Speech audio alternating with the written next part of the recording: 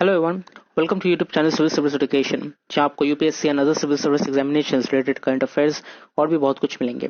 आज का हमारा टॉपिक है current affairs of 12th May 2021। Video के आखिर में एक मोटिवेशनल कोट भी दिया गया है, जब जरूर देखें, जो आपके फ्यूचर को ब्राइट और गोल्स को अचीव करने में हेल्प करेगी। पहला point, 3.15 lakh fresh cases and 3,588 deaths reported. India recorded 3,15,600 new COVID-19 cases until 9:30 p.m. on Tuesday. As many as 3,588 new deaths was also registered. So India ने last 24 hours में 3,15,000 new COVID-19 cases record की और 3,588 new death record की गई। महाराष्ट्र में अकेले में 40,956 infections record की गई, कर्नाटका में 39,510 इन्फेक्शंस रिकॉर्ड की गई और केरला में 37,290 केसेस रिकॉर्ड की गई। महाराष्ट्र में सबसे ज्यादा लोग मारे गए 793 कैजुअलिटीज के साथ और कर्नाटका में 480 एंड देन दिल्ली में 347 लोग मारे गए। ये जो डेटा है इसमें अरुणाचल प्रदेश, छत्तीसगढ़, झारखंड, लद्दाख, लक्षद्वीप, मध्य प्रदेश एंड पंजाब का डेटा इंक्लूड नहीं किया गया है और ये जो डेटा है ये रेस्पेक्टिव स्टेट्स हेल्थ बुलेटिन से सोर्स किया गया है। Next, cases rising in 15 states, positivity rate at 21%. The national COVID-19 positivity rate stood at 21% and 310 out of 734 districts have reported positivity greater than or equal to the national average. Balram Bhargava, Director General, Indian Council of Medical Research, said on Tuesday. So, Indian Council of Medical Research के जो director general है उनका यह कहना है कि India में national कोविड-19 positivity rate 21% से बढ़ चुकी है और 734 में से 310 डिस्ट्रिक्ट में देखा गया है कि वो नेशनल एवरेज जो है उससे ज्यादा या इक्वल में आ रहा है।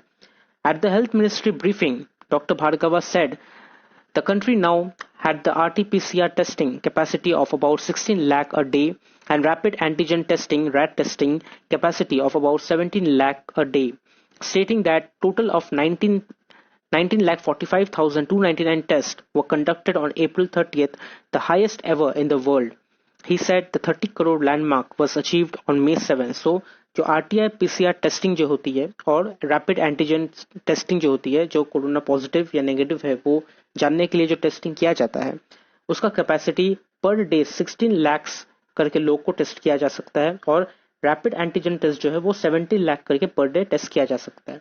और ये देखा गया था अप्रैल 30 को 19,45,299 लोगों को टेस्ट किया गया है, जो कि वर्ल्ड में सबसे हाईएस्ट है।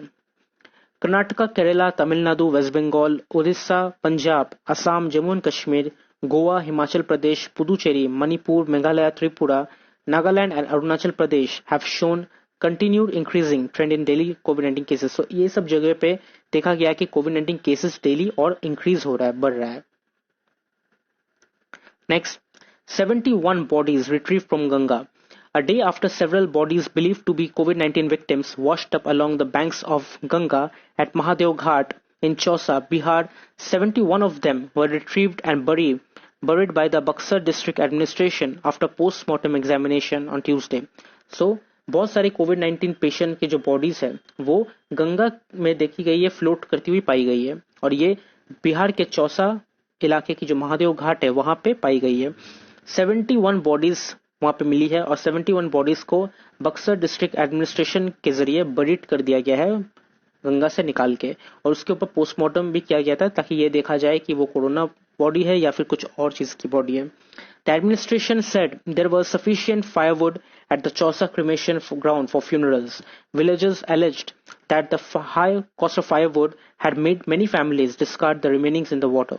So, villagers का ये कहना है कि फायरवुड का दाम बहुत बढ़ चुका था, डेड बॉडीज जलाने के लिए फायरवुड खरीदना पड़ रहा था और फायरवुड का दाम इतना ज्यादा बढ़ गया है कि बहुत फैमिलीज ने डिसाइड किया कि वो बॉडी को ऐसे ही रिवर में बहा देंगे। इससे क्या होगा, उनकी जो पैसे वो बच जाएंगे। लेकिन शायद ये भूल गए थे कि कोरोना इस तरीके से और भी ज्यादा फैल सकती है, लेकिन अब इतने मजबूर हो गए हैं क्योंकि वहां के गवर्नमेंट भी उनकी हेल्प नहीं कर रही है, सो वो ये करने में मजबूर हो गए थे। Next, queries raised on DRDO's COVID drug. A drug developed by the Defense Research and Development Organization has been approved by the Drug Controller General of India for emergency use in those with moderate to severe COVID, but independent expert says that from the information so far available, the drug's utility in COVID care has not been established. So कुछ ही दिन पहले देखा गया था कि drug control general of India ने एक emergency use के लिए ड्रग को अप्रूव किया था, जो कि बनाया गया था defence research and development organisation की तरफ से। और ये कहा गया था कि ये जो ड्रग है, ये जो सैचेट वाला ड्रग है, ये जिसका कोविड-19 बहुत सीवियर कंडीशन में, मॉडरेट कोविड-19 है, उसको ये दिया जा सकता है ताकि उसका जो इलाज है उसमें और ज्यादा जल्दी से काम करे। सो कुछ लोगों ने, एक्सपर्ट्स ने ये कहा कि ये जो ड्रग है इसके बारे में ज्यादा इंफॉर्मेशन अवेलेबल नहीं है। और ऐसा क्यों है, इंफॉर्मेशन अवेलेबल क्यों नहीं किया गया? The lack of publish data on its performance in human trial के ऊपर कितनी ज्यादा ये परफॉर्मेंस कर रही है, कितनी अच्छी परफॉर्मेंस है, इसका कोई डेटा नहीं है। ओपेकनेस and whether the phase 3 trial objectively evaluated the benefit from or lack of it of the drug and the drug's history of being an unapproved anti-cancer drug. So ये भी नहीं कहा गया है कि इसका जो फेज 3 ट्रायल हुआ था वो कैसा इवेल्युएट किया गया है और इस कितना ज्यादा बेनिफिट कर रहा है, कितना बेनिफिट नहीं कर रहा है, ये भी नहीं बताया गया। ड्रग का हिस्ट्री कोई नहीं दिखाया गया। ये ड्रग एंटी कैंसर ड्रग है या नहीं, ये भी अनप्रूव नहीं किया गया। And therefore potential able to harm healthy cells come of the concern. So ये जो हेल्दी सेल्स है उसको या हार्म ना कर दे, तो इसके ऊपर भी कुछ चर्चे होने लगे कि कुछ अच्छे सेल्स भी होते हैं बॉडी में, कहीं वो हार्म ना हो जाए। सो 2-deoxy-D-glucose drug has historically been extensively tested for treating cancer but is so far an unapproved drug. So ये जो ड्रग है ये कैंसर को ट्रीट करने के लिए टेस्ट किया गया था, लेकिन फिलहाल ये अनअप्रूव्ड ड्रग है। लेकिन इसको डीआरडीओ ने खुद से डेवलप करके कहा कि ये कोविड-19 के लिए अप्रूव किया जाता है। सो इस वजह से एक्सपर्ट्स ने इस पे बहुत सारे सवाल भी उठाए। Next, cut in GST can make vaccines cheaper.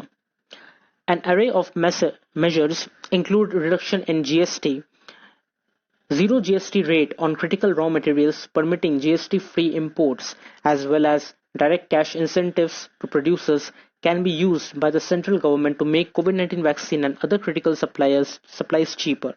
So, एक टैक्स एक्सपर्ट ने कहा कि जो जीएसटी है, अगर वो जीएसटी हम लोग क्रिटिकल रॉ मटेरियल्स जो होता है उसमें से अगर जीएसटी हटा दे, या फिर जो इंपोर्ट्स किया जा रहा है उसमें जो डायरेक्ट कैश इंसेंटिव्स होता है जो प्रोड्यूसर्स को देना पड़ता है, अगर वो भी हम लोग हटा दे तो कोविड-19 वैक्सीन जो है उसमें वो बहुत ज्यादा चीप हो जाएगा और अदर जो क्रिटिकल सप्लाईज है वो भी बहुत चीप दामों में बिकने लगेगा। At present, GST is levied at the rate of 5% on vaccine and 12% of COVID-19 drugs. So vaccine में अभी भी GST लगाया हुआ है 5% का, और कोविड-19 ड्रग्स एंड ऑक्सीजन कॉन्सेंट्रेटर्स में 12% GST लगाया गया है।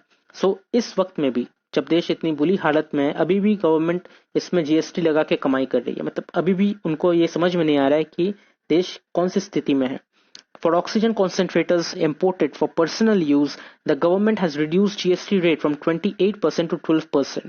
So, जो personal use के लिए GST लगाया गया था 28% का, वो घटा के 12% किया गया है। लेकिन एक्सपर्ट का कहना है अगर ये सब GST हटा दिया जाए तो कोविड-19 वैक्सीन जो है और क्रिटिकल सप्लाईज जो है वो और भी चीप हो जाएगा। लेकिन गवर्नमेंट को चीप नहीं चाहिए, गवर्नमेंट को तो पैसा चाहिए, सो उन लोगों ने GST नहीं हटाया। US in touch with Indian vaccine makers.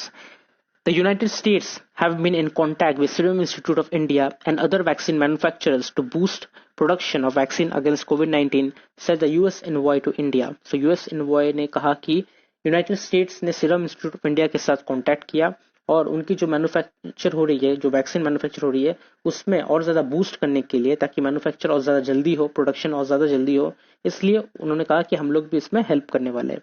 Addressing a virtual press meet, Charge d'Affaires Ambassador Daniel B. Smith described the second wave in India as a development that has global implication and expressed continued support from the Biden administration. So ये कहा कि वो लोग $100 million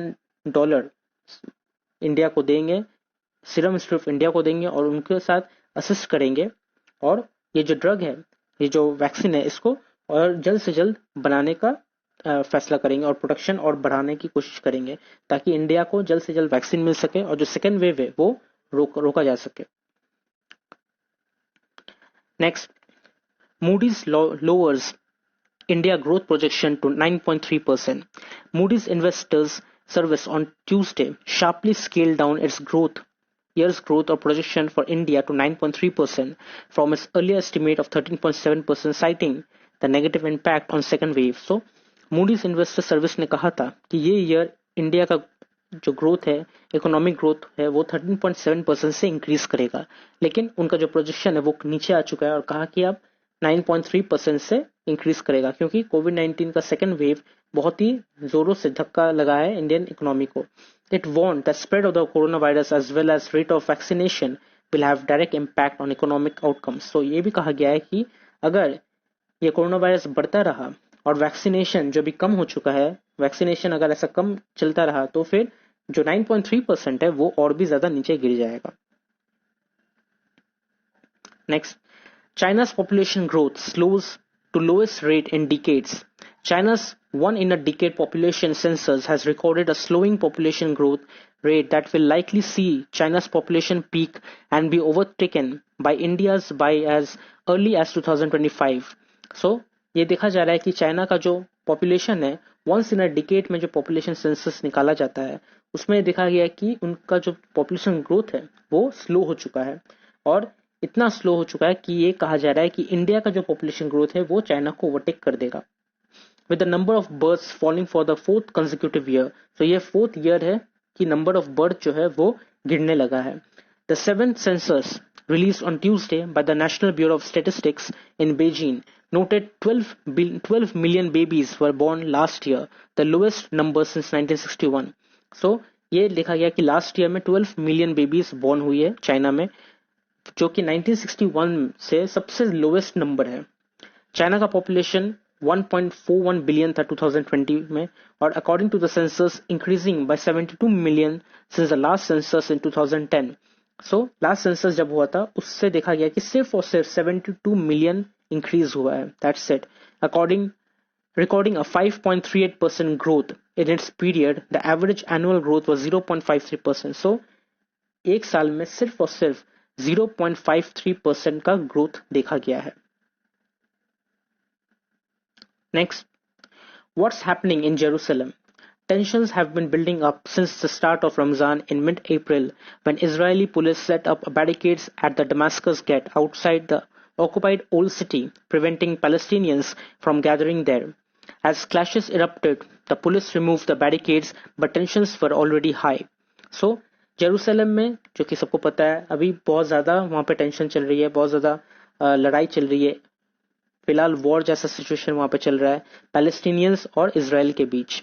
सो ये tension start हुआ जब रमज़ान के mid अप्रैल में, जब इजरायली पुलिस ने दमास्कस का गेट जो है वो जो अलक्सा मॉस्क की तरफ लीड करता है उसे बैरिकेड लगा दिया गया था, क्योंकि जो पैलेस्टीनियंस लोग हैं वो अलक्सा में जाते हैं रमज़ान में, वहाँ पे नमाज पढ़ते हैं और भी बहुत कुछ करते हैं, तो वहाँ पे जब जाते हैं तो उसे बैरिकेड लगा दिया गया और उनको जाने से रोक दिया गया था.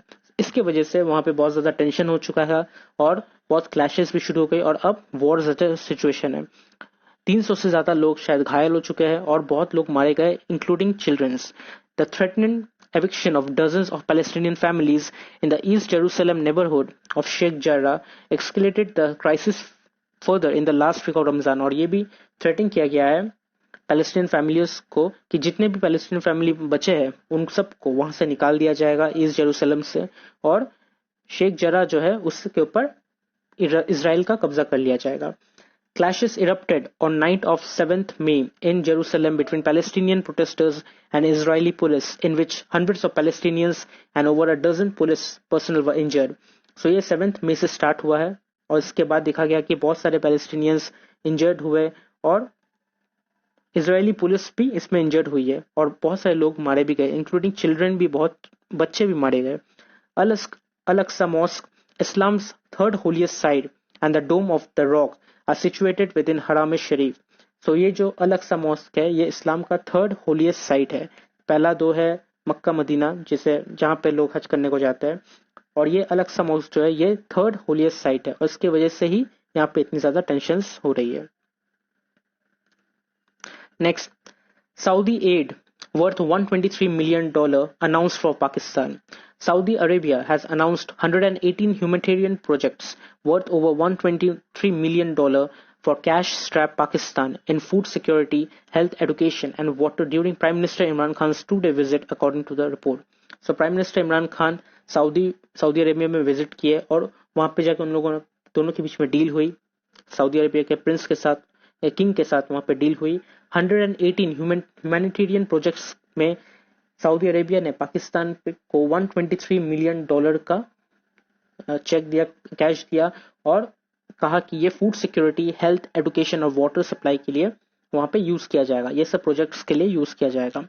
The king Salman humanitarian add and relief centre Supervisor General Dr. Abdullah bin Abdul Aziz Al Rabia said that the assistance was announced in light of the COVID-19 pandemic. So COVID-19 pandemic को देखते हुए ये assistance किया जा रहा है पाकिस्तान को $123 million का. And next is important days, और 12th May का important day है International Nurses Day.